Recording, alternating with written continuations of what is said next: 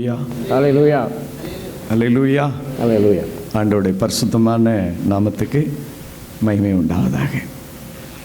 இந்த பரிசுத்த நாளிலே பண்டிகை ஆராதனையில் உங்களோடு இணைந்து ஆண்டவரை ஆராதிப்பதில் அதிக சந்தோஷம் அடைகிறேன். கர்த்தருடைய பரிசுத்த நாமத்துக்கு மகிமை உண்டாவதாக. உங்கள் போதகருக்காக, அருமையான உபதேச ஐயாவுக்காக, மற்றுமான சபையாருக்காக நான் ஆண்டவருக்கு நன்றி செலுத்துகிறேன். கர்த்தர் நல்லவர், அவருடைய கிருபை என்றும் உள்ளது, என்றும் உள்ளது. எப்பொழுதெல்லாம் நாம் ஆண்டவருடைய நாமத்தினாலே மத்தேயு என்பவர் எழுதின நற்செய்தி நூல் 18ஆம் அதிகாரம் 19ஆம் வசனத்தில் சொல்கிறார், எப்பொழுதெல்லாம் அவருடைய நாமத்தினாலே நம்ம ஒன்று கொடுக்கிறோமோ அப்பொழுதெல்லாம் அவர் அங்கே என்ன செய்கிறாராம்? வாசமாக இருக்கிறாராம், வந்து விடுகிறாராம். இந்த வேளையில் இந்த ஆண்டவராக இயேசு கிறிஸ்துவின் நாமத்தினாலே தேவனை ஆராதிக்கும்படியாய் கூடியிருக்கிற தேவ பிள்ளைகளாகிய நம்முடைய நடுவில் நம்முடைய தேவன் வாசமாக இருக்கிறார். அல்லேலூயா, அல்லேலூயா. அவருக்கே மகிமை உண்டாகட்டும்.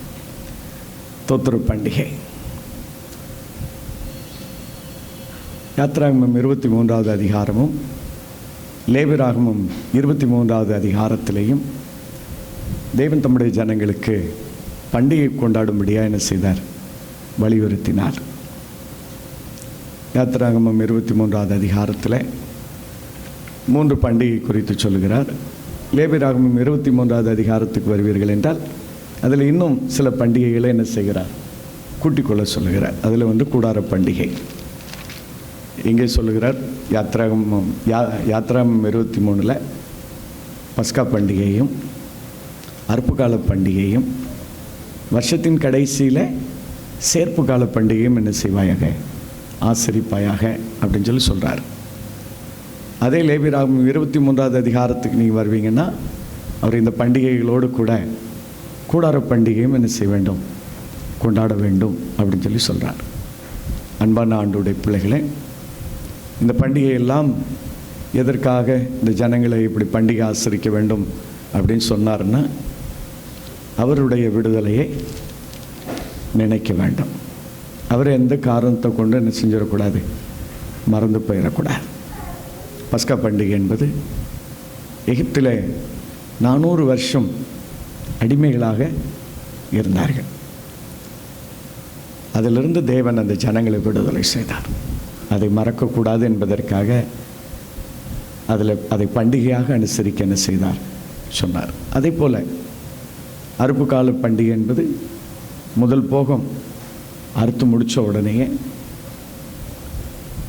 அவன் அந்த முதல் பலன்களோடு கூட எங்கே வரணும்? ஆண்டவருடைய சமூகத்துக்கு வரணும்.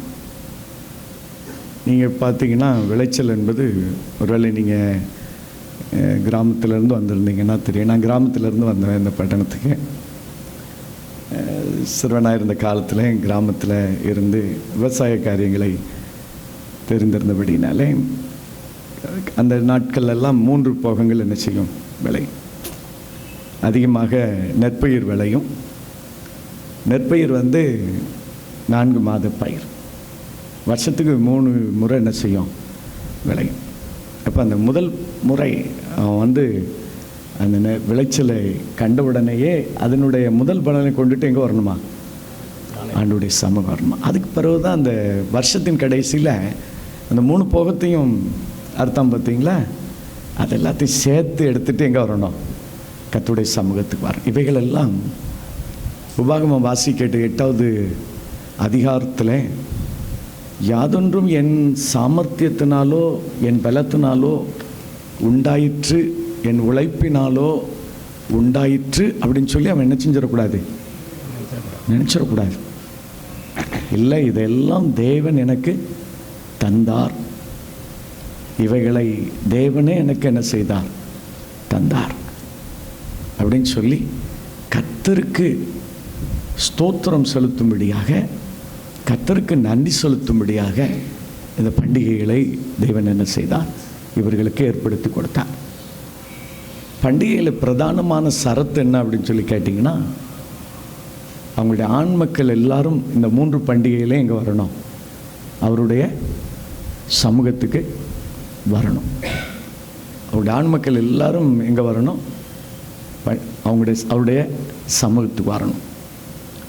வந்து அந்த உபாகமம் 8ஆம் அதிகாரத்தில் படிக்கிறபடி அவர்கள் தங்களை என்ன செய்யணும்?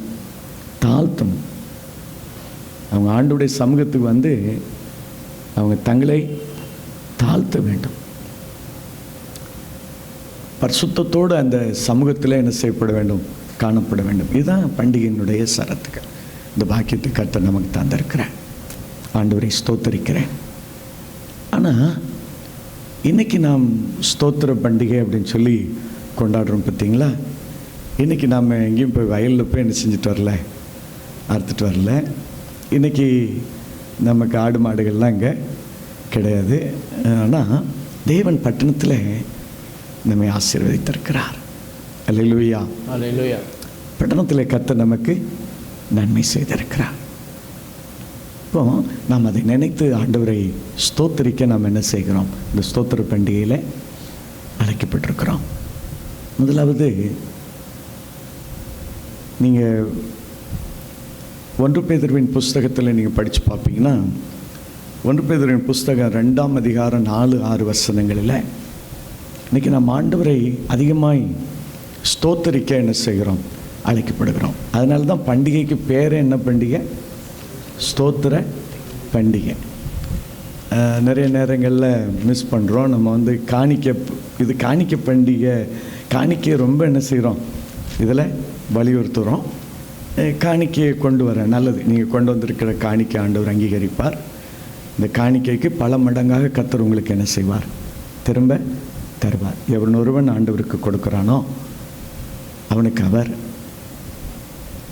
அமுக்கி குலுக்கி சரிந்து விழும்படியாக என்ன செய்கிறார்? கொடுக்கிறார். இந்த நாளில் தெய்வ சமூகத்துக்கு கொண்டு வந்திருக்கிற உங்கள் காணிக்கைகளை ஏற்றுக்கொள்ளுகிற தேவன் அதை உங்களுக்கு திரும்ப தரும் பொழுது அமுக்கி குலுக்கி சரிந்து விழக்கூடிய அளவுக்கு உங்களுக்கு திரும்ப தருவாராக. அல்லேலூயா, அல்லேலூயா. ஒருவேளை இந்த அமுக்கி குலுக்கி இந்த சரிந்து விழுகிற இந்த அளவை பெரியவங்க ஒருவேளை நீங்கள் என்ன செஞ்சுருப்பீங்க? பார்த்துருப்பீங்க இல்லை? நெல்லை வந்து அம்பாரத்திலேருந்து அளக்கும் போச்சில் அது என்ன செய்கிறது? மரக்காலில் அப்படியே குலுக்கி அமுக்கி அது கையை இப்படி பிடிச்சி அதோட சேர்த்து என்ன செய்கிறது? கொடுக்குறது. கர்த்தர் அதை போல் உங்களுக்கு கொடுப்பார். அதில் எந்த மாற்று கருத்தும் இல்லை. ஆனால் உங்களுக்கு எனக்கும் ஆண்டவர் என்ன செய்தார் அப்படிங்கிறத 1 பேதுரு 2ஆம் அதிகாரம் இந்த 4-6 வசனங்களிலே பேதுரு சபைக்கு எழுதும் பொழுது சுட்டி காண்பிக்கிறார். பாவம் செய்த பூர்வ உலகத்தாரை அவர் என்ன செய்யலையாம்? தப்ப விடலையாம். முதல்ல என்ன சொல்கிறாரு? யாரை பற்றி எழுதுகிறாரு? பாவம் செய்த பூர்வ உலகத்தாரை குறித்து எழுதுகிறார். நோவாவின் காலத்தில் நோவாவின் குடும்பத்தையும் தவிர வேறு ஜனங்கள் எல்லாரும் என்ன செஞ்சாங்க? பாவம் செய்தபடினாலே அவங்க யாரையுமே தப்ப விடாமல் என்ன செஞ்சு போட்டாராம்? அழித்து போட்டாராம். அன்பான ஆண்டவருடைய பிள்ளைகளே, அடுத்தால் அவர் என்ன சொல்கிறாரு? பாவம் செய்த தூதர்களை அவர் என்ன செய்யலையா? சும்மா விடலையா? அவங்களை என்ன செஞ்சுருக்காராம்? இப்போ சங்கிலினால் கட்டி அந்த காலத்தில் நியாய தீர்ப்புக்காக என்ன செஞ்சுருக்கிறாராம்? வச்சிருக்கிறாராம். நியாய தீர்ப்புக்காக வச்சிருக்கிறாராம். அடுத்தல என்ன சொல்கிறாரு? சோதோம் குமாரை பற்றி சொல்கிறார். பாவம் செய்த சோதோம் குமார பட்டணத்தார வானத்திலிருந்து கந்தகம் அக்னியும் கந்தகம் இறக்கி வானத்திலிருந்து இறக்கி அவங்கள என்ன செஞ்சு விட்டாரா? அழிச்சார் அப்படின்னு சொல்லி சொல்கிறார். யூதாவின் புஸ்தகம் 4 மற்றும் 6ஆம் வசனங்களில் நீங்கள் படித்து பார்ப்பீர்கள் என்றால் தேவ தூதர்களை அவர் என்ன செய்து வைத்திருக்கிறார் அப்படின்னு சொல்லி நாம் பார்க்கிறோம். ஆனால் பாவத்தினாலும் எபேசியர் 2ஆம் அதிகாரம் 1 வசனமும் எபேசியர் 2ஆம் அதிகாரம் 5வது வசனமும் விவரமாய் சொல்கிறது, பாவத்தினாலும் அக்கிரமத்தினாலும் மரித்து போயிருந்த நம்மை கர்த்தர் என்ன செய்தாராம்? அவரோடு கூட உயிர் பெற வைத்தாராம். ஒன்று, ஏன் எதுக்கு இந்த ஸ்தோத்திர பண்டிகை எனக்கும் உங்களுக்கும் தந்திருக்கிறார்? உங்களுக்கு எனக்கும் இந்த பண்டிகை எப்படி தந்தார்? எப்படி தந்தார்? அவங்களெல்லாம் அவங்களுக்கு பண்டிகை கொண்டாட சொல்லும் போச்சில் அவங்கள எகிப்தின் அடிமைத்தனத்திலேருந்து என்ன செஞ்சார்? அவங்கள மீட்டெடுத்தார், அவங்கள ரட்சித்தார், அவங்கள பண்டிகை கொண்டாட வச்சார். ஏன் உங்களை என்னையும் என்ன செஞ்சார்? உங்களை என்னையும் பண்டிகை கொண்டாடுவதற்கு வைத்திருக்கிறாரே. எப்படி எப்படி? ஆமென். அல்லேலூயா, அல்லேலூயா. எபேசியர் 2ஆம் அதிகாரம் முதல் வசனத்தை நீங்கள் வாசிக்கலாம். எபேசியர் 2:1 நீங்கள் வாசிக்கலாம். அக்கிரமங்களினாலும் பாவங்களினாலும் மரித்தவர்களாய் இருந்த உங்களை உயிர்ப்பித்தார். அல்லேலூயா. நியாயப்படி என்ன செஞ்சுருக்கணும்? நியாயப்படி என்ன செஞ்சுருக்கணும்? பாவம் செஞ்ச பூர்வ உலகத்தாரையும் பாவம் செஞ்ச தூதர்களையும் இல்லை, அவரோடு கூட தான் அவருக்கு சமமாக வச்சுருந்தார். அவன் பாவம் செஞ்ச பொழுது அவன் என்ன செஞ்சிட்டாரு? தள்ளி போட்டார். அவனோடு கூட சேர்ந்த அந்த கூட்டத்தை அவர் என்ன செஞ்சிட்டாரு? சங்கிலினால் கட்டி அந்தகாரத்தில் வச்சிருக்கிறார் நியாய தீர்ப்புக்காக. ஆனால் பாவங்களினாலும் அக்கிரமங்களினாலும் மரித்து போயிருந்த நம்ம என்ன செஞ்சாராம்? உயிர்ப்பித்தார். நீங்கள் 5ஆம் வசனத்துக்கு வாங்க. அக்கிரமங்களில் மரித்தவர்களாக இருந்த நம்மை கிறிஸ்துவுடனே கூட உயிர்ப்பித்தார். கிறிஸ்துவுடனே கூட உயிர்ப்பித்தார். கிருபையினாலே ரட்சிப்பு தந்தார். அல்லேலூயா. கிருபையினால் என்ன செஞ்சாராம்? ரட்சிப்பு தந்தாராம். ஏன் நாம் எவ்வளோ எவ்வளோ பாக்கியவான்கள், எவ்வளோ ஆண்டவருக்கு ஸ்தோத்திரம் செலுத்தணும் இல்லை? இந்த ஒரு ஆராதனைலாம் போதாது இல்லையா? போதாது இல்லையா? எமில் ஜபசிங் அண்ணன் சொல்லுவாங்க. எமில் ஜபசிங் அண்ணன் எத்தனை பேருக்கு தெரியும்? எத்தனை பேருக்கு தெரியும்? தெரியுங்க அண்ணன் சொல்லுவாங்க, பாவம் செய்ய பள்ளிக்கூடம் போனவன் ஒருவனும் இல்லை. என்னவா? என்னதான்? பாவம் செய்ய பள்ளிக்கூடம் போனவன். பள்ளிக்கூடம்னா என்ன? ஸ்கூல் இல்லை. பள்ளிக்கூடம் போனவன் ஒரு யாராவது பாவம் செய்ய பள்ளிக்கூடம் அனுப்பணுமா? எப்படி?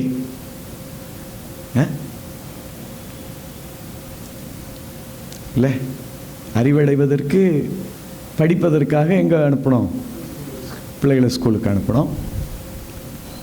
கராத்தே படிக்கிறதுக்காக கராத்தே கிளாஸுக்கு அனுப்பணும். மியூசிக் படிக்கிறதுக்காக மியூசிக் கிளாஸுக்கு அனுப்பணும். டான்ஸ் படிக்கிறதுக்காக டான்ஸ் கிளாஸுக்கு அனுப்பணும்.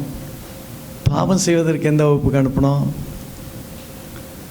பாவம் செய்ய பள்ளிக்கூடம் போனவன் ஒருவனும் இல்லை, ஆனால் பாவம் செய்யாதவன் ஒருவனும் இல்லை. அல்லேலூயா. என்ன புரிஞ்சிச்சு? பாவம் செய்ய எமில் என்ன சொல்லுவாங்க? பாவம் செய்ய பள்ளிக்கூடம் போனவன் ஒருவனும் இல்லை, ஆனால் பாவம் செய்யாதவன் ஒருவனும் இல்லை. பள்ளிக்கூடம் போகாமலே படிச்சுக்கிட்டது என்னது? பாவம். பிள்ளைக்கு யார் போய் சொல்லி கொடுத்தா? யோசிச்சு பாருங்க. இல்லை, இப்படித்தான் பாவத்தில் இருந்த நம்மை கிறிஸ்து என்ன செய்தாராம்? உயிர்ப்பித்தார். கிருபையினாலே நம்ம என்ன செய்தாராம்? ரட்சித்தாராம். கிருபையினாலே ரட்சித்தாராம். இது தேவன் நமக்கு செய்த மகாபெரிய பாக்கியம். இன்றைக்கு அவரை ஆராதிக்கும்படியாய் இந்த ஒன்றாகிய மெய் தெய்வமாகிய பிதாவாகிய தேவனை அவர் அனுப்பித்த அந்த குமாரனாகிய இயேசு கிறிஸ்துவையும் அறியும்படியான அறிவையும் அந்த அறிவோடு கூடிய நித்திய ஜீவனையும் கர்த்தர் நமக்கு என்ன செஞ்சிருக்கிறாராம்? தந்திருக்கிறாராம். யோவான் 17ஆம் அதிகாரத்தில் நீங்கள் படிக்கலாம். மகாபெரிய பாக்கியம். இன்னைக்கு அதற்கு ஆண்டவர் ஸ்தோத்திரம் செலுத்துவதற்கு, அதற்கு பண்டிகை கொண்டாடுவதற்கு கர்த்தர் நம்ம என்ன செய்திருக்கிறார்? அழைத்திருக்கிறார். அந்த உணர்வுகள் நம்மளே பெருகுவதாக, அந்த எண்ணங்கள் நம்மளே பொங்குவதாக. அல்லேலூயா. பண்டிகைக்கு வந்திருக்கிற பொழுது எதையும் கொடுத்து ஆண்டவர் என்ன செய்ய முடியாது? திருப்திப்படுத்த முடியாது.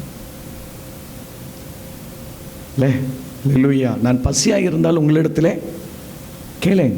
நான் பசியாக இருந்தால் உங்களிடத்தில் கேட்க மாட்டேன். ஆயிரம் ஆயிரமாய் அலைந்து திரிகிற காடுகளிலே மலைகளில் அலைந்து திரிகிற அத்தனையும் யாருக்குரியவைகள்? என்னுடையவைகள் அப்படின்னு சொல்லி சொல்கிறார். என்னுடையவைகள்னு சொல்கிறார்.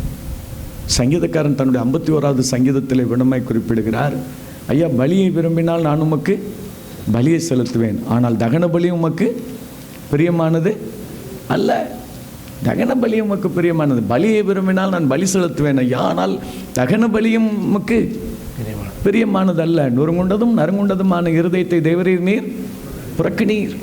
அப்போ எப்பெல்லாம் வர்றோம், அதுவும் இந்த மாதிரி நாட்களில் வர்ற பொழுது, ஆண்டவரே, பாவத்தில் மரித்து போயிருந்தேன் ஐயா, என்னை உயிர்ப்பித்து எனக்கு ரட்சிப்பு தந்து எனக்கு உம்முடைய பிள்ளைகளாக்கி, என்னை உம்முடைய பிள்ளையாக்கி ஐயா, ஒன்றாகிய மெய் தெய்வமாகி உம்மை ஆராதிக்கும்படியே நான் பாக்கியத்தை எனக்கு தந்தீர் ஐயா. அதுக்காக தான் இந்த மாதிரி பண்டிகைகளை ஒழுங்கு செய்து வாப்பா, அதெல்லாம் என்ன செய்ய நினச்சிப்பார். குடும்பமாக வா, வந்து நினச்சிப்பார். வேறு உன்னுடைய காணிக்கையெல்லாம் ஒரு பக்கம் இருக்கட்டும், அதெல்லாம் உனக்கு நான் திரும்ப தருவேன். நீ கொண்டு வர காணிக்கைகள் அதெல்லாம் உனக்கு என்ன செய்வேன், பன்மடங்காக உனக்கு திரும்ப தருவேன். நல்லது, அந்த உணர்வுகளோடு. ஆனால் அதை தாண்டிய உணர்வு என்ன? கர்த்தர் என்ன செய்தார்? பாவங்களில் மரித்து போயிருந்த என்னை உயிர்ப்பித்தார். என்ன செய்தார்?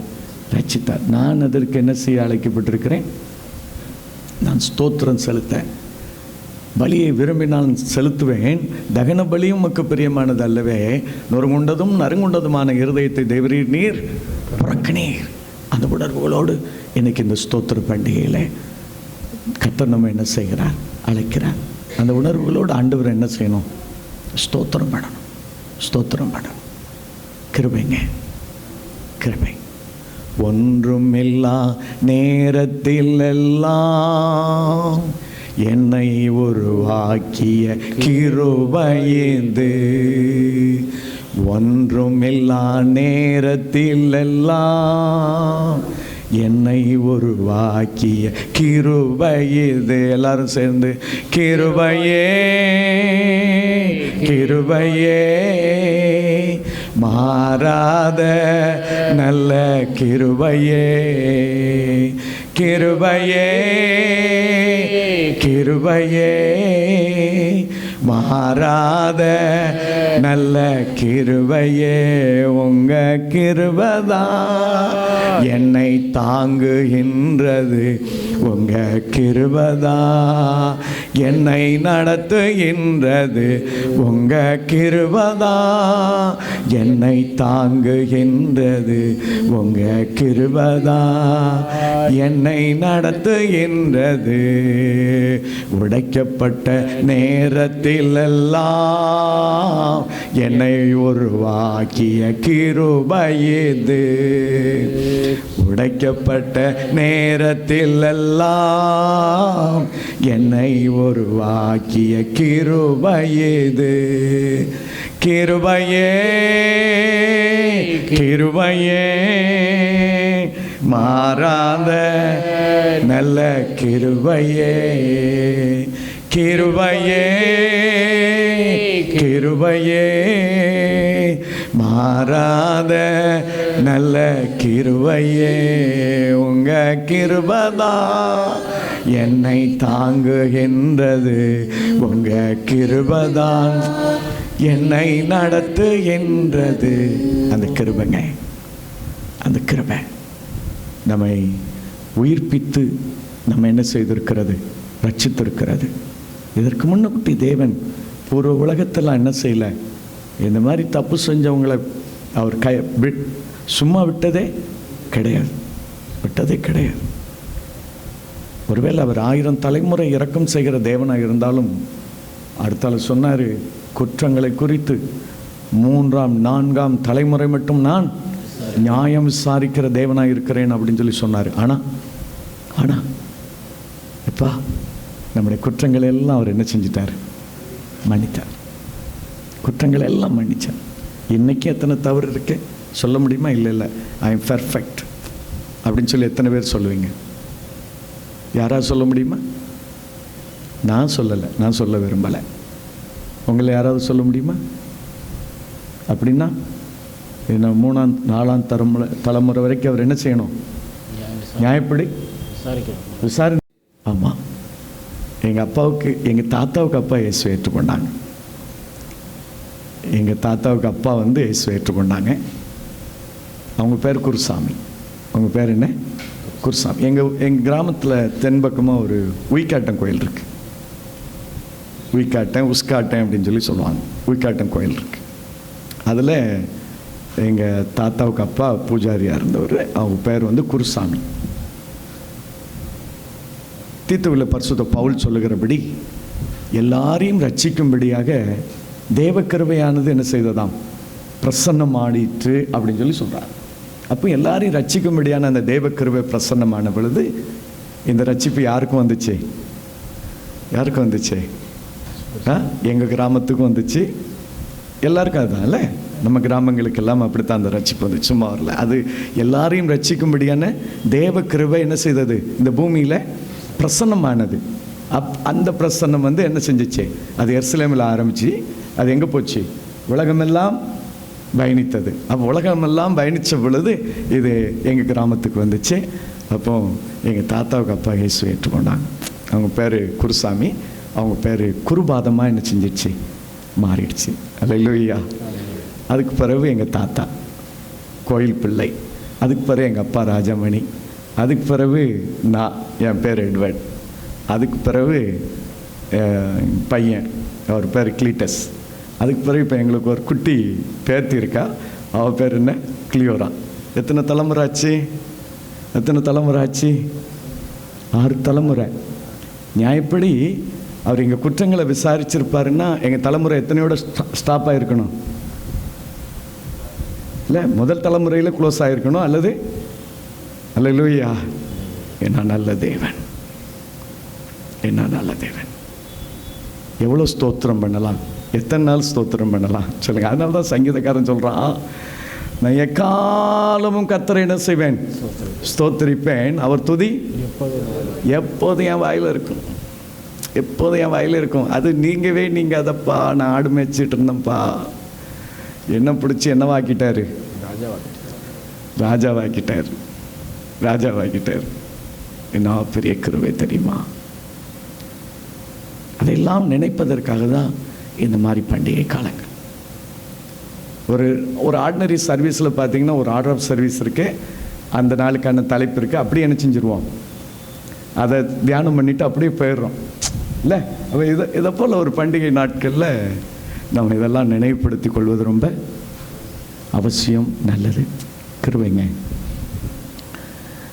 ரட்சித்தா எங்கள் தாத்தா எப்படி ரட்சிக்கப்பட்டாங்க அப்படிங்கிறது மட்டும் நான் உங்களுக்கு சொல்லிவிட்டு நான் மறுபடி வசனத்துக்குள்ளாய் நான் போக விரும்புகிறேன்.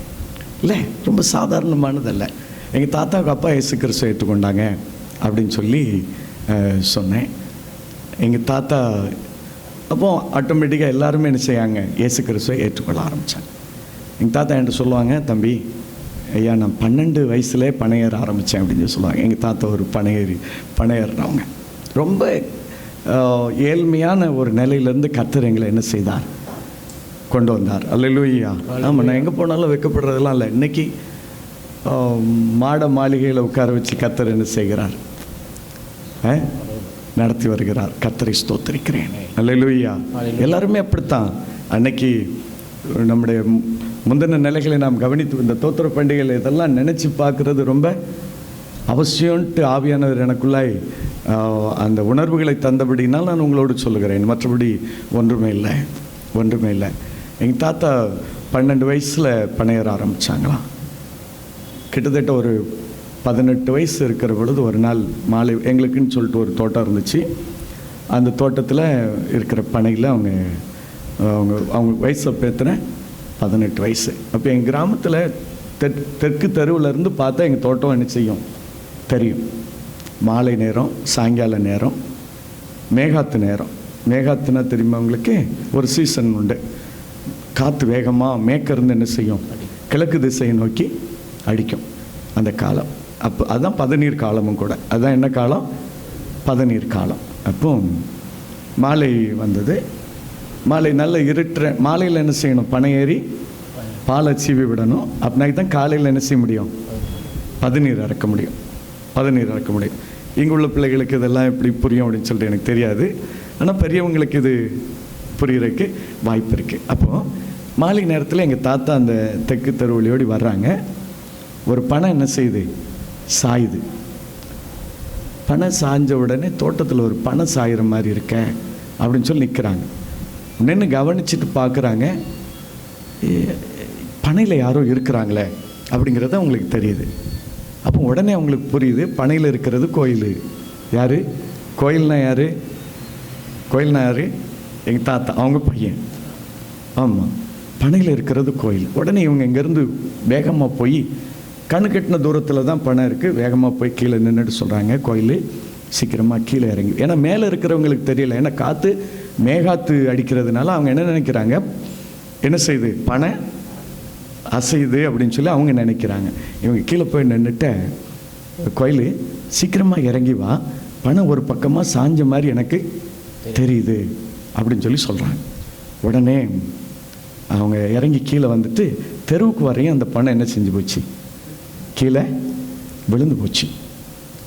இது எங்கள் தாத்தா என்கிட்ட சொன்ன அன்னைக்கு இயேசு கிறிஸ்துவை அவங்க என்ன செஞ்சாங்க, ஒருவேளை அவங்க குடும்பமாக ஆண்டவரை ஏற்றுக்கொண்டிருந்தா கூட அன்னைக்கு தன்னுடைய வாழ்க்கையில் ஆண்டவரை முழுமையாக என்ன செஞ்சாங்க, இந்த ஆண்டவரால் தான் அன்னைக்கு காப்பாற்றப்பட்டிருக்கிறேன் அப்படின்ட்டு அந்த 18 வயசில் அவங்க ஏற்றுக்கொண்டதின் விளைவு அந்த சாட்சிகள் எல்லாம் பேர பிள்ளைகளாக எங்கள் உள்ளத்தில் வைக்க வைக்க வைக்க கர்த்தரை இன்னும் உறுதியாய் பற்றி கொள்ளும்படியான பாக்கியம் எங்களுக்கு என்ன செய்தது, கிடைத்தது. அல்லேலூயா, அல்லேலூயா, அல்லேலூயா.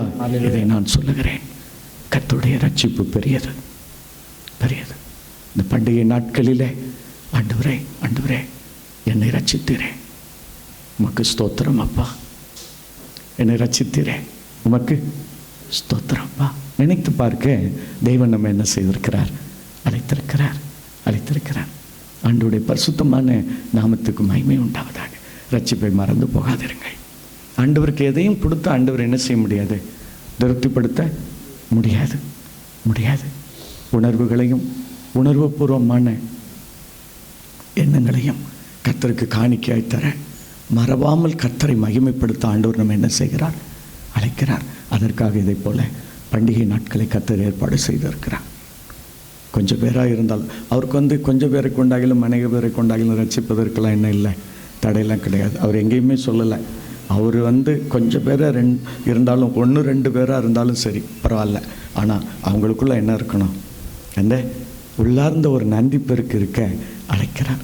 ஆண்டவர் நம்மை நடத்துவாராக, தொடர்ந்து நடத்துவார். சரி, இவைகளெல்லாம் இருக்க ஐயா, கடந்து போன காலங்களில் கர்த்தர் நமக்கு என்னெல்லாம் செய்தார் அதையும் நம்முடைய இப்போ நம்முடைய கரண்ட்டுக்கு நீங்கள் வந்துருங்களேன். இதில் நீங்கள் பாருங்களேன், ஒரு பெரிய தொற்று COVID-19 அப்படின்றதுக்கு பெயர் COVID-19 அப்படின்னு சொல்லிட்டு டிசம்பர் மாதத்தில் சைனாவில் உள்ள யூஹான் மாநிலத்திலேருந்து என்ன செஞ்சிச்சு, ஆரம்பிச்சு நமக்கு 2020 மார்ச்சில் என்ன செஞ்சிச்சு, இந்தியாவுக்குள்ளே வந்துச்சு இல்லையா. பெரிய பேரழிவை உண்டாக்கிட்டு 2020 ஏற்பட்ட இந்தியாவின் முதல் அலை கொஞ்சம் பாதிப்பை ஏற்படுத்தியிருக்க 2021 ஏற்பட்ட 2வது அலை பெரும் பாதிப்பை என்ன செய்தது, ஏற்படுத்தியது. அது சபையை பாதித்தது. உங்களுடைய சபைகளில் எப்படி என்று சொல்லி தெரியாது, அநேக சபைகளை அது என்ன செய்தது, பாதித்தது. அநேக மக்கள் ஆண்டோடைய ராஜ்யத்துக்கு போக வேண்டியதாயிற்று. உலகமெங்கும் கிட்டத்தட்ட 60 லட்சம் பேர் என்ன செஞ்சாங்க, 50லேருந்து 60 லட்சம் பேர் மரித்தாங்க. இந்தியாவில் மட்டும் 5 லட்சம் பேர் என்ன செஞ்சாங்க, மரித்தாங்க. அல்லேலூயா, அப்படித்தானே. எக்ஸ்பெஷலாக அமெரிக்கா மற்ற ஐரோப்பாவில் பெரிய அளவில் தாக்கத்தை என்ன செய்தது, ஏற்படுத்தியது. ஆனால் கர்த்தர் அவைகளுக்கெல்லாம் அந்த பெருந்தொற்றை கடந்து வருவதற்கு கர்த்தர் நமக்கு என்ன செய்தார், கிருபை செய்தார். அல்லேலூயா, அல்லேலூயா. என்னைக்கு உட்கார்ந்து ஆண்டவருக்கு நன்றி சொல்லுவோம், இதை போல பண்டிகை ஆராதனையில் தான். ஆண்டவரே ஸ்தோத்திரப்பா, ஆண்டவரே ஸ்தோத்திரப்பா. இதுக்கு முந்தின நூற்றாண்டுகள்லையும் இதை போல் பெரிய தொற்றுகள்லாம் வந்துச்சு. நீங்கள் 18ஆம் நூற்றாண்டின் பிற்பகுதியில் ஆரம்பித்து 19ஆம் நூற்றாண்டினுடைய பாதி வரைக்கும் தொடர்ந்த, அதாவது கிட்டத்தட்ட 1875 1950 வரைக்கும் கிட்டத்தட்ட 75 ஆண்டுகள் உலகமெங்கும் பாதித்திருந்த காலரா அப்படிங்கிற தொற்று நோயில் 1.5 கோடி பேர் மரித்து போனதாக என்ன செய்யப்படுகிறது, சொல்லப்படுகிறது. அதில் ஐரோப்பாவும் அந்த காலத்திலேயும் ஐரோப்பா தான் பெரிய அளவில் என்ன செய்தது, பாதிக்கப்பட்டது. அன்பு தெய்வ பிள்ளைகளே, ஆனால் நாம் காண, நம்முடைய கண்காண இப்பெரிய தொற்று வந்தது இல்லை. நம்முடைய தேசத்தில் 5 லட்சம் பேர் என்ன செஞ்சாங்க, மறிச்சாங்க. நம்முடைய உறவுகளிலே, நம்முடைய குடும்பங்களில் கூட சிலர் என்ன செஞ்சிருக்கலாம், பாதிக்கப்படும், எனக்கு தெரியாது. ஆனால் கர்த்தர் நம்ம என்ன செய்தார், காத்து நடத்தி வருகிறார். அல்லேலூயா. நம்ம இந்த நாட்களில் வைத்திருக்கிறார். சபைகளெல்லாம் வருடக்கணக்காக என்ன செஞ்சிச்சு, அடைக்கப்பட்டு கிடந்துச்சு. அன்னைக்கு ஆரம்பித்து அந்த ஆன்லைன் இன்னை வரைக்கும் என்ன செய்யுது, தொடருது. நாங்களாம் என்ன பண்ணோம் தெரியுமா, கொஞ்ச நாள் பார்த்தோம், அந்த மக்கள் ஆன்லைனில் என்ன செய்ய ஆரம்பிச்சிட்டாங்கன்னா, சரி அங்கே போகலனாலும் பரவாயில்ல, வீட்டிலே தான் நேரடியாக வருதுன்ட்டு நினைக்க ஆரம்பித்தாங்களோ, அன்றைக்கே எடுத்து எல்லாத்தையும் என்ன செஞ்சிட்டோம், தூரப்பட்டோம். வாங்கப்பா எல்லோரும் எங்கே வா, ஆண்டுடைய ஆலயத்துக்கு வா, ஆலயத்துக்கு வா, இங்கே வா, இங்கே வந்து ஆண்டவருடைய சமூகத்தில் வா, கர்த்தருடைய பந்தியில் வந்து என்ன செய்ய, சரி கர்த்தருடைய பந்தியில் வந்து கலந்து கொள் அப்படின்னு சொல்லி எல்லாத்தையும் தூரம் எடுத்து போட்டோம். இருந்தால் நல்லா தானே இருக்கும் அப்படின்னு சொல்லி சொல்லுவாங்க. இல்லை இல்லை, ஒன்றும் நல்லலாம் இல்லை, வா. அல்லேலூயா, அல்லேலூயா. ஆமாம் அன்பான தெய்வ பிள்ளைகளே, ஆமாம் கர்த்தர் அவைகளிலிருந்து நம்ம என்ன செய்திருக்கிறோம், காத்திருக்கிறோம். இன்னும் சில குறிப்புகளை மாத்திரம் உங்களுக்கு சொல்கிறேன், துதிப்பதற்காக மட்டும். அரசாங்க இதில் சொல்லப்பட்டிருக்கிற குறிப்புகளை மட்டும் நான் உங்களுக்கு சொல்கிறேன். என்ன, கோவிட்டுக்கு பிற்பாடு வேலை இழப்பு 6.4%. எத்தனை வேலை இழப்புனா, வேலை செய்த வேலை இப்போ பொதுத்துறையிலையோ, பொதுத்துறை நிறுவனங்கள் அல்லது பெரிய பெரிய கார்ப்பரேட்ஸில் வேலை செஞ்சிட்டு இருந்தவங்களில் 6.4% பேர் வேலை என்ன செஞ்சுருக்கிறாங்க, இழந்திருக்கிறாங்க. வேலை இல்லாமை 9.2%. இது நான் என் குறிப்பெல்லாம் கிடையாது, என்ன எல்லாமே அரசாங்க குறிப்பு. சரிதானா, நல்ல மனசு. உங்களுக்கு எனக்கு ஏதாவது பாதிப்பு இருந்துச்சா பிள்ளைகளே, யோசித்து பாருங்க. இல்லை சரி, ஓகே. அடுத்தால 5.5 கோடி இளைஞர்கள், 5.5 கோடி, 5 கோடியே 50 லட்சம் வாலிபர்களும் இளைஞர்களும் நம்முடைய தேசத்தில் போதைக்கும் மற்றும் மதுவுக்கும் அடிமைப்பட்டிருக்கிறாங்க. ஆனால் உங்கள் பிள்ளைகளையும் என் பிள்ளைகளையும் கர்த்தர் என்ன செய்தார், ஆமாவா இல்லையா? ஒருவேளை அதையும் மீறி யாருடைய பிள்ளைகளாவது இந்த மாதிரி கஷ்டத்தில் இருப்பாங்கன்னா கர்த்தர் அவர்களையும் சீக்கிரமாக விடுதலை செய்வார். அல்லேலூயா. நான் விசுவாசிக்கிறேன். நீங்கள் விசுவாசத்தோடு ஜெபம் பண்ணுங்க. ஆமாவா இல்லையா? இல்லை, எத்தனை கோடி பேர்? 5.5 கோடி பேர், 5.50 கோடி பேர். நல்ல மனசில் வச்சு கர்த்தர் நம்ம இவைகளுக்கெல்லாம் என்ன செஞ்சிருக்கிறார், காத்திருக்க நம்முடைய பிள்ளைகளை காத்து. அதே சமுதாயத்தில் தானே நம்முடைய பிள்ளைகள் இருக்கிறாங்க, அதே பிள்ளைகள் மத்தியில் தானே நம்முடைய பிள்ளைகள் இருக்கிறாங்க. அவங்களுக்கு மாத்திரம் என்ன ப்ரொடக்ஷன், அப்படி என்ன ஒரு ப்ரொடக்ட் இல்லை, பாதுகாப்பு யாரால் உண்டாயிற்று? என்ன, ஆமாவா? அல்லேலூயா. ஏன் இதை சொல்கிறேன்னா, ஸ்தோத்திர பண்டிகையில் நம்ம சும்மா அப்படியே வந்துட்டு போகிறதுக்கில்ல, தேவன் நம்மை நடத்துகிற விதம். ஏதோ ஒரு வார்த்தையினால ஆண்டவரே எங்களை நடத்தினீரே, நமக்கு ஸ்தோத்திரம். எப்படி நடத்தினார் ஐயா? குடிக்க அடிமைப்பட்டவர்கள் தேசத்தில் 20% பேர். எவ்வளோ பேர்? 20% பேர். குடிக்கு மறிக்கிறவர்கள் நிமிடத்துக்கு 8 பேர், ஒரு நாளைக்கு 11,520 பேர், வருஷத்துக்கு 42 லட்சம் பேர். ஐயா, உங்களுக்கு எனக்கும் யோசிச்சு பாருங்க பார்ப்போம். அதே சமுதாயத்தில் தான் இருக்கிறோம். அதே அரசாங்கம் கூவி கூவி என்ன செஞ்சுக்கிட்டு இருக்கு, வித்துக்கிட்டு இருக்கு. கர்த்தர் நம்மளை மாத்திரம் நம்முடைய பாதையை மாற்றி என்ன செஞ்சார், ஆலயத்தை நோக்கி கொண்டு வர வைத்தார். கர்த்தர் நல்லவர், கர்த்தர் நல்லவர். அல்லேலூயா. இல்லை 2022 ஆண்டில் 2022 அரசாங்கத்தில் பதிவான வழிவரி கொள்ளை, வழிவரி கொள்ளை, களவு, இந்த வழக்குகள் 60 லட்சம் வழக்குகள். எத்தனை லட்சம் வழக்குகள்? உங்கள் வீட்டில், என் வீட்டில், உங்கள் உடமைக்கு, என் உடமைக்கு ஏதாவது சேதம் வந்துச்சா? என்ன நம்ம போய் வந்து எவ்வளோ தூரம் ட்ராவல் பண்ணோம்? யாராவது நம்மகிட்ட வந்து நம்முடைய உடைமைகளை யாராவது எடுத்துகிட்டு போனாங்களா? நம்ம அந்த தேசத்தில் தான் வாழ்ந்துட்டு இருக்கோம். அப்படிப்பட்ட தேசத்தில் கர்த்தர் நம்ம என்ன செய்து வருகிறார்?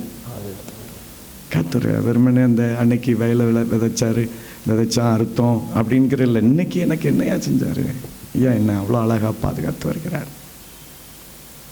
2022 ஆண்டில் சாலை விபத்துகள் பதிவான வழக்குகள் 4 லட்சம்.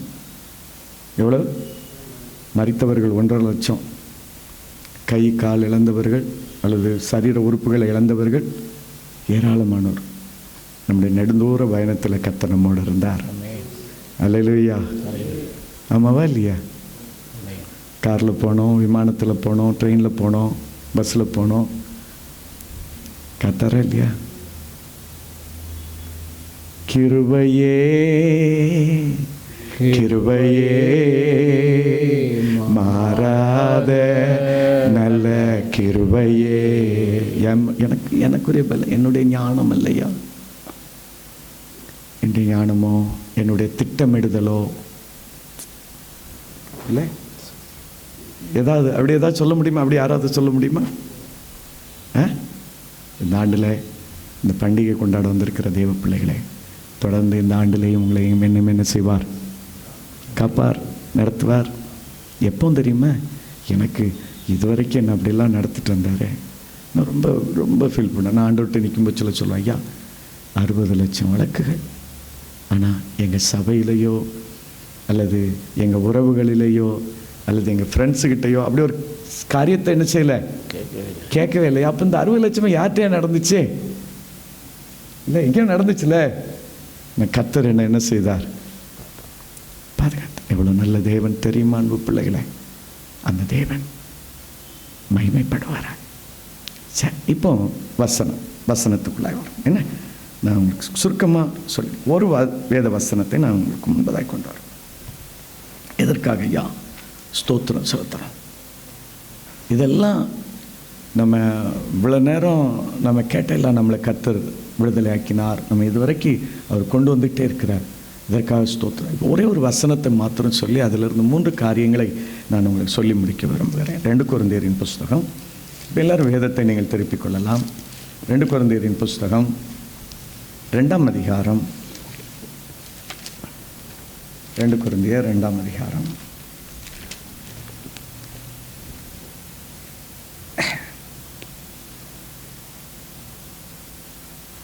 14வது வசனம். கிறிஸ்துவுக்குள் எப்பொழுதும் எங்களை வெற்றி சிறக்க பண்ணி எல்லா இடங்களிலேயும் எங்களை கொண்டு அவரை அறிகிற அறிவின் வாசனையை வெளிப்படுத்துகிற தேவனுக்கு ஸ்தோத்திரம். அல்லேலூயா. என்ன சொல்றாரு? ஒன்று என்னவா? எப்பொழுதும் கிறிஸ்துவுக்குள் எப்பொழுதும் எங்களை வெற்றி சிறக்க பண்ணினார். கிறிஸ்து எப்பொழுதும், எல்லா டைமும் நமக்கு என்னதான் கொடுத்தாரு? வெற்றி. எல்லா டைமும் வெற்றி. தாவீதை குறித்து நீங்க படிக்கலாம். தாவீதை குறித்து நீங்க 2 சாமுவேலின் புஸ்தகம் 5:10 படிக்கலாம். 2 சாமுவேல் 6ஆம் அதிகாரம் 2 சாமுவேலின் புஸ்தகத்தில் நீங்கள் அதிகமாக படிக்கலாம். 2 சாமுவேலின் புஸ்தகம் 5ஆம் அதிகாரம் 10ஆம் வசனம் சொல்லுது, தாவீது நாளுக்கு நாள் விருத்தி அடைந்தான். காரணம் என்னவான்னு தெரியுமா? சேனைகளின் தேவனாகிய கர்த்தர் அவனோடே இருந்தார். இங்கே பரிசுத்த பவுல் தங்களுடைய வெற்றியின் ரகசியத்தை குறித்து என்ன செய்கிறார் சொல்கிறார். அவர் என்ன சொல்கிறாருன்னா, கிறிஸ்துவுக்குள் எப்பொழுதும் எங்களை என்ன செய்கிறார், வெற்றி சிறக்க பண்ணுங்கிற தேவன். இப்போ நம்மளையும் அன்பு தேவ பிள்ளைகளை நம்மை ஆண்டவர் என்ன செய்திருக்கிறார், உலாவர வைத்திருக்கிறார். உலாவர வைத்திருக்கிறார். நாளுக்கு நாள் எந்த காரியம் செஞ்சாலும் கர்த்தர் என்ன செய்யலை, நமக்கு தோல்வி அப்படின்னு சொல்லிட்டு தரல. நாம் அதற்காக ஆண்டவரை ஸ்தோத்திரிக்க நாம் என்ன செய்கிறோம், அழைக்கப்பட்டிருக்கிறோம். மண்டையடி, காய்ச்சல், இதெல்லாம் சீசன் மாறும்போச்சில் என்ன செஞ்சுக்கிட்டே இருக்கோம், வந்துகிட்டே இருக்கும்.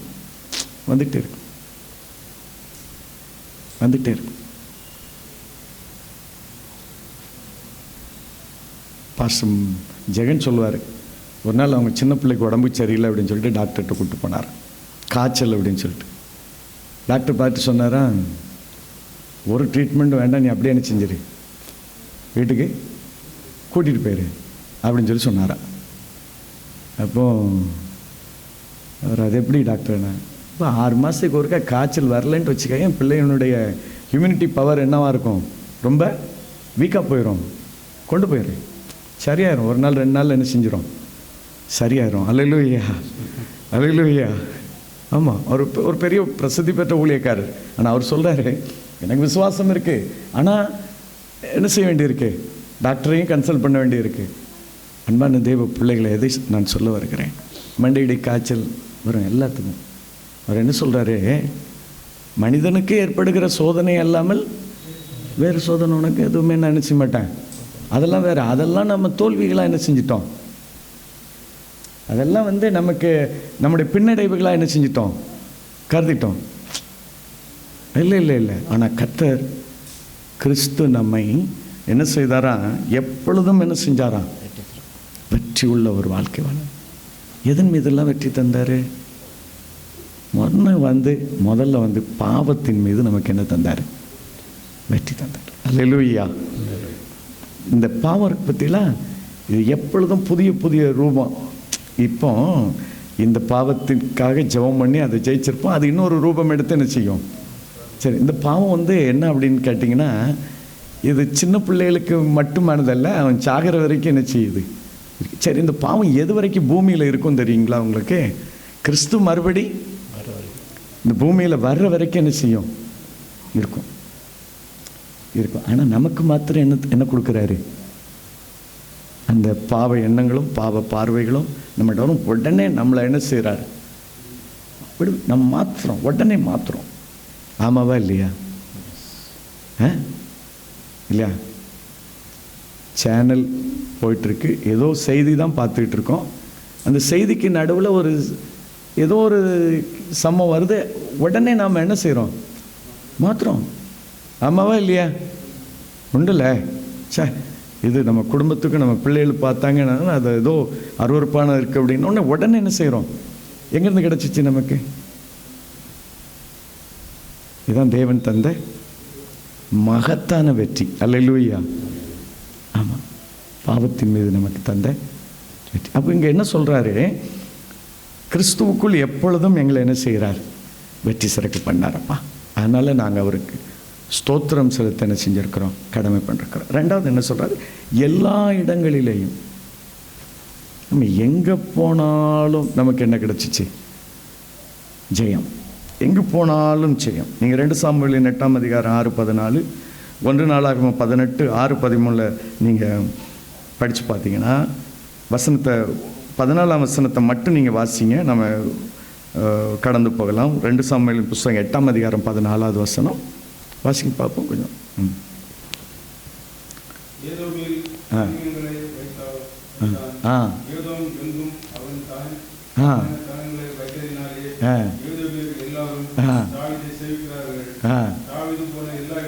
பாவிது போன எல்லா இடத்திலெல்லாம் கர்த்தர் அவனை காப்பாற்றினார். அல்லேலூயா. ஒன்று எப்பொழுதும், ரெண்டாவது எவ்விடத்தில் எங்கெல்லாம் போனோமா நம்மை காக்கும்படியாய் அவர் நம்மோடு கூட என்ன செய்தார். அந்த தாவீது தானே வச்சிருந்தான், கர்த்தர் அவனை என்ன செஞ்சார், காப்பாற்றினார். நீங்கள் அதுக்கு முன்னோட்டிலாம் நீங்கள் படித்து பார்க்கணும். எத்தனை ராஜாக்களை அவன் ஜெயிச்சான். 1 நாளாகமம் புஸ்தகத்துக்கு வந்தீங்கன்னா நீங்கள் அதை படித்து பார்க்கலாம். கர்த்தர் அவனை காப்பாற்றினார். அதே போல் கர்த்தர் நம்மையும் இன்றைய வரைக்கும் என்ன செய்து வருகிறார்? காப்பாற்றி வருகிறார். இன்றைக்கி நாம் யாருக்கு எதிராக தானே வைக்கிறது இல்லை. ஆனால் நமக்கு எதிராக சத்துரு என்ன செய்கிறான்? பல வகையில் நமக்கு எதிரான காரியங்களில் முட்டுக்கட்டைகள் என்ன செய்கிறான்? போடுறான். ஆமாம், சத்துரு அநேக காரியங்களில் நமக்கு முட்டுக்கட்டை போடுறான். ஆனால் கர்த்தர் அவைகள் எல்லாவற்றிலையும் கர்த்தர் நம்ம என்ன செய்து வருகிறார்? காப்பாற்றி வருகிறார். ஒன்று, எப்பொழுதும் எனி டைம் எங்கெல்லாம் போகிறோமோ அங்கெல்லாம் கர்த்தர் நம்மை காப்பாற்றி வருகிறார். அல்லேலூயா, அல்லேலூயா. இஸ்ரவேலரை காக்கும்படியாய் கர்த்தர் பகலிலே மேகஸ்தம்பத்தையும் இரவிலே அக்கினி ஸ்தம்பத்தையும் வைத்திருந்தாராம். அதை இன்னும் போய் சங்கீதக்காரனை தாவீது சொல்கிறாரு, உன்னை காக்கிறவர் உறங்கார். இதோ இஸ்ரவேலை காக்கிறவர் தூங்குவதும் இல்லை உறங்குவதும் இல்லை. உன் காலை தள்ளாட விட்டார். உன்னை காக்கிறவர் உறங்கார். அல்லேலூயா, அல்லேலூயா. ஆமாம், நம்மை காக்கிற தேவன் உறங்குகிறதும் இல்லை தூங்குகிறதும் இல்லை. உன் காலை தள்ளாட விட்டார். உன் காலை தள்ளாட விட்டார். உன்னை காக்கும் தேவன் உறங்கார். உன் கால் தள்ளாட விட்டார். இஸ்ரவேலை காக்கும் நல் தேவன் ராப்பகல் உறங்காரே. இஸ்ரவேலை காக்கும் நல் தேவன் ராப்பகல் உறங்காரே. உனக்கொத்தாசை வாரும் பர்வதம் நேராயன் கண்களை ஏறெடுப்பேன். அல்லேலூயா. எப்பொழுதும் எவ்விடத்திலையும் நிறைவா என்னை கொண்டு எங்களை கொண்டு. அல்லேலூயா. என்ன சொல்கிறாரு? எங்களை கொண்டு. அப்பா, எனக்கு நான் ஆரம்பத்தில் சொன்னோம் பார்த்தீங்களா, அவருடைய கிருபையினாலே நமக்கு தந்த ரட்சிப்பை இப்போ என்னை கொண்டு என்ன செய்கிறார்? மற்றவங்களிலே செய்கிறார். அல்லேலூயா. எங்களை கொண்டு செய்கிறார். எங்கள் குடும்பத்தை கொண்டு செய்கிறார். என் பிள்ளைகளை கொண்டு அதை என்ன செய்கிறார்? செய்கிறார். அல்லேலூயா. மிஷனரி இயக்கங்களோடு தொடர்பு வச்சுருக்கிறோம்ல, அதற்கு காணிக்கைகளை கொடுக்குறோம், அதற்காக ஜெபிக்கிறோம், அதற்காக ஜெபிக்க போகிறோம். இல்லை, நேரம் கிடைக்கும்போது சில பணித்தளத்துக்கு என்ன செய்கிறோம்? போகிறோம். இப்போ பணித்தளத்துக்கெலாம் போயிட்டு வந்திருக்கிறீங்களே, என்ன போகிறோம் இல்லை? சபையாக போங்க. யாருக்காவது உடம்புக்கு சரியில்லைன்னா போய் என்ன செய்கிறோம்? ஜெபம் பண்ணுறோம், விசாரிக்கிறோம், ஜெபம் பண்ணுறோம். அந்த மாதிரி காரியங்களுக்கெல்லாம் உங்கள் போதகரை நீங்கள் என்ன செய்யணும்? பயன்படுத்தணும். யாருக்கா உடம்பு சரியில்லை உடனே ஃபோன் பண்ணோம். இந்த பிறந்த நாள் வீட்டுக்கு, இந்த கல்யாணம் அதெல்லாம் கூப்பிட்டுக்காங்க. ஒன்றும் அதை பற்றிலாம் தப்பு இல்லை. ஆனால் அதை தாண்டி என்ன செய்யணும்? ஆமாம், நான் உங்களுக்கு சொல்லித்தரேன். இந்த பிறந்த நாள் நல்லது, ஓகே, கொண்டாடிக்காங்க, ஒன்றும் தப்புலாம் இல்லை. ஆனால் அதை தாண்டி யாராவது உடம்புக்கு சரியில்லாமல் இருக்காங்களா? யாராவது கஷ்டத்தில் இருக்கிறாங்களா? பாதிக்கப்பட்டிருக்காங்களா? வாங்க பாஸ்டர், வாங்க வந்து என்ன செய்யுங்க? ஜெபம் பண்ணுங்க, கூப்பிடுங்க, பயன்படுத்துங்க. அல்லேலூயா. நம்ம சபைகள் அதை செய்கிறதில்லை. ஆமாம், நீங்கள் போய் ஜெபிக்கிற பொழுது கர்த்தர் என்ன செய்கிறார்?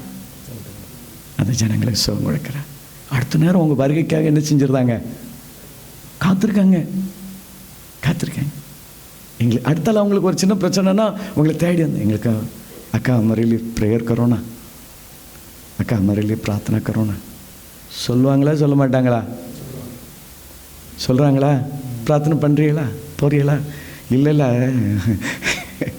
அதுக்குன்னு வரம் பெற்ற ஆட்கள் தான் தேவை. இல்லைங்க ஏங்க, உங்களை என்னையும் எப்பொழுதும் எல்லா இடத்துலையும் அவர் காப்பாற்றுகிற நடத்துகிற தேவன் இப்போ என்ன செய்கிறாராம்? என்னை கொண்டு உங்களை கொண்டு என்ன செய்கிறாராம்? ஆமாங்க, அந்த ரட்சிப்பை செய்கிறாருங்க. யாராவது கூப்பிட்டாங்கன்னா தைரியமாக போங்க. ஒரு மாயான ஒரு உபதேசம் இருக்குது பார்த்தாங்க. என்ன உபதேசம் தெரியுமா? நம்ம போய் ஜெபம் பண்ணால் அது யாரை பாதிச்சிருமா? அது இந்த தேவன் எவ்வளோ நல்ல தேவன். ஒன்றை கூட்டிகிட்டு போய் ஜெபம் பண்ண கூப்பிட்டு போகிறார, ஒன்றை பாதிப்புக்குள்ளே விடுவாரா? யோசித்து பாருங்க பார்ப்போம். இது நம்முடைய தைரியத்தையும் நம்முடைய அந்த விசுவாசத்தையும் உழைக்கும் செயல். ஐயா, அதுக்காக ஆண்டவருக்கு ஸ்தோத்திரம் சொல்கிறாரு. அவர் என்ன சொல்கிறாரு? ஐயா, எங்களை கொண்டு அவருடைய ரட்சிப்பு என்ன செய்கிறார்? நீ செய்கிறாரியா? நீ செய்கிறார். இன்னைக்கு தோத்திர பண்டிகைக்கு வந்திருக்கிறீங்க. நான் சொல்கிறேன், இந்த நாட்களில், வரப்போகிற நாட்களில் உங்களை கொண்டு கர்த்தர் அவருடைய ரட்சிப்பை என்ன செய்ய போகிறாரு? செய்ய போகிறாரு. அதில் தைரியமாக. அதனால் நீங்கள் ஒன்றும் நினைக்க வேண்டாம். நீங்கள் போங்க, போய் ஒரு சின்ன ஜெபம் பண்ணிட்டு வாங்க. நீங்கள் யோசிச்சு பாருங்களேன். மோகன்சிலா சிசையா அடிக்கடி சாட்சி சொல்லுவாங்க. அவங்களுக்கு ஜெபம் பண்ண வந்தது யார்? ஒரு சாமுவேல் இருக்கிற ஒரு சிஎஸ்ஐ சபையில் உள்ள ஒரு விசுவாசி. அங்கே அவங்கள பார்க்க போன இடத்துல அவன் அம்மா என்ன சொல்லிச்சான்? ஐயா, என் பிள்ளைக்காக ஜெபம் பண்ணு அப்படின்னு சொல்லிச்சான். அந்த ஆளும் அந்த விசுவாசியும் உடனே என்ன செஞ்சார்? முழங்கால் போட்டு ஜெபம் பண்ணாரு. ஆண்டவர் சுகம் கொடுத்துட்டாரு. பாருங்க, இன்னை வரைக்கும் அந்த ஆள் பேசப்பட்டுக்கிட்டே இருக்கார். என்ன ஆமாவா இல்லையா? எத்தனை பேர் கேட்டிருக்கிறீங்க? சாட்சி எத்தனை பேர் கேட்டிருக்கிறீங்க? அப்போ என்ன சொல்றாரு இவரு? எதுக்காக ஆண்டவருக்கு ஸ்தோத்திரம் சொல்றாரா? ஐயா, எங்களை கொண்டு என்ன செய்தாராம்?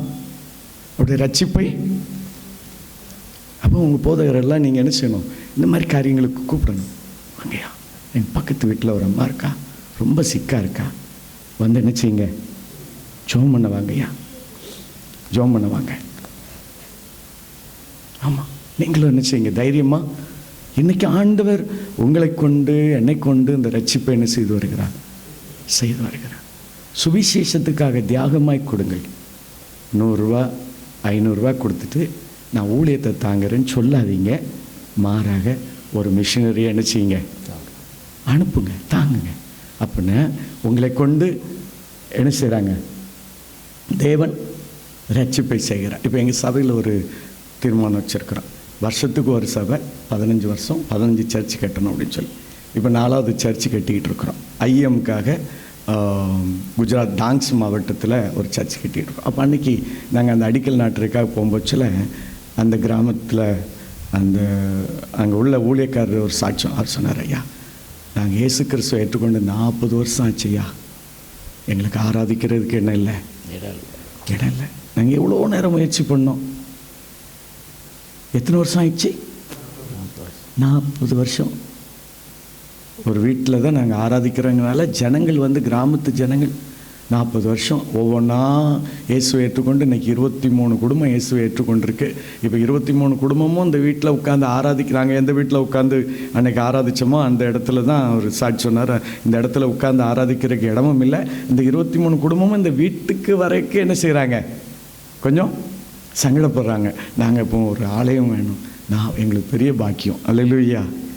நம்ம மூலமாக தேவன் என்ன செய்கிறார்? ரட்சிப்பை செய்கிறார். இன்னைக்கு 4000 ரூபா தான். 4000 ரூபா ஒரு நாள் அடி. இன்றைக்கெல்லாம் ஃபேஷன் ஆகிட்டு பார்த்தாங்க. ஹோட்டலில் போய் சாப்பிட்றது இதெல்லாம். ஒரு பில் எவ்வளோ வரும்னு நினைக்கிறீங்க? அது இங்கேயே கிரேடெல்லாம் பார்த்துருந்தோம் இல்லை? அப்படிப்பட்ட இடத்துக்கு தான் என்றைக்கோ ஒரு நாள் போகிறோம். அது எப்படிப்பட்ட இடத்துக்கு போனோம்? கிரேடு பார்த்துட்டு தானே போகிறீங்க. அப்படி தானே? ஆமாவா இல்லையா? சிரிக்கிறீங்க. தேங்க்யூ. அல்லேலூயா. ஆமாம், கர்த்தர் உங்களை ஆசீர்வதிப்பார். இருக்கட்டும், அப்படி தானே போகிறீங்க. நல்லதுண்ணா, அதெல்லாம் எதையுமே குறைச்சி. ஆனால் இன்னைக்கு ஆண்டவர் ஸ்தோத்திர பண்டிகை வந்திருக்கிறீங்க. அவர் எதுக்காக ஸ்தோத்திரம் சொல்கிறாரு? ஐயா, எப்பொழுதும் எவ்விடத்திலும் எங்களை காப்பாற்றுகிற தேவன் எங்களை கொண்டவருடைய ரட்சிப்பு என்ன செய்கிறார் ஐயா. அதனால் நாங்கள் ஆண்டவரை ஸ்தோத்திரம் சொன்னேன். எனக்கு அன்பான தேவ பிள்ளைகளே, இந்த புதிய ஆண்டில் இந்த ஸ்தோத்திர பண்டிகைக்கு வந்திருக்கிற உங்களை எப்பொழுதும் எவ்விடத்திலையும் நீங்கள் என்ன செஞ்சாலும் கர்த்தர் உங்களோடு இருப்பார். அதோடு கூட உங்களை கொண்டு, உங்களை ரட்சித்தவர் உங்களை கொண்டு மற்றவங்களை ரட்சி. இன்னையிலேருந்து போங்க, போய் தைரியமாக நினச்சிங்க, ஜெபம் பண்ணுங்க. தைரியமாக ஜெபம் பண்ணுங்க. யாராவது அக்கா மர கர்ப்பியாவ் பிரார்த்தனா கரோ அக்கா சொன்னாங்கன்னா தைரியமாக போங்க. அதுக்கெல்லாம் உங்களுக்கு தனியாக எந்த ஒரு கேட்டகரியும் வேணும் அப்படிங்கிறதெல்லாம் எதுவுமே இல்லை. ஆண்டவர் மேலே விசுவாசம் வச்சுருந்துச்சிங்க, ஜெபம் பண்ணுங்க. விசுவாசியின் ஜெபம், விசுவாசம் உள்ளவனின் ஜெபம் அவனுக்கு ரட்சிப்பு கிடைக்கும். அல்லேலூயா. இந்த பண்டிகை ஆராதனையில் அன்பு பிள்ளைகளை எப்பொழுதும் எவ்விடத்திலையும் உங்களை தொடர்ந்து காத்து நடத்துவார். உங்களை கொண்டு, சபையை கொண்டு, சபையின் குடும்பங்களை கொண்டு, ஊழியர்களை கொண்டு, என்னை கொண்டு இந்த ஜனம் இயேசுவின் ரட்சிப்பை அடைவதற்கு நம்மை பயன்படுத்துவார். அவருக்கே கனமும் மகிமையும் உண்டாயிருப்பதாக. ஆமென்.